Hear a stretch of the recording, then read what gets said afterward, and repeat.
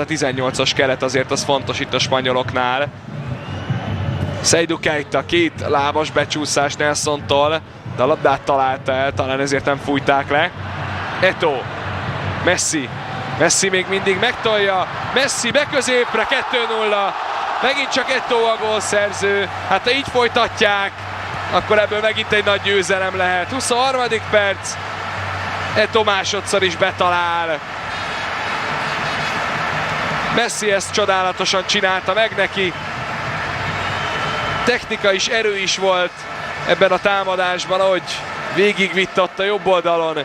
Aztán utána nagyon önzetlenül, éles szögből nem megpróbálta rálőni, hanem betette oda Eto'o elé a labdát, aki megint csak jókor volt, jó helyen.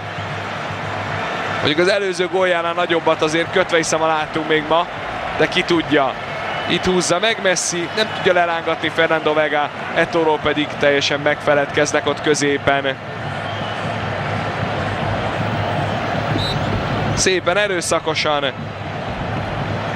És aztán Eto'o, ugye akitől indul az akció, és nézzék meg, ott van 4 Betis védő, és egyikőjük sem figyel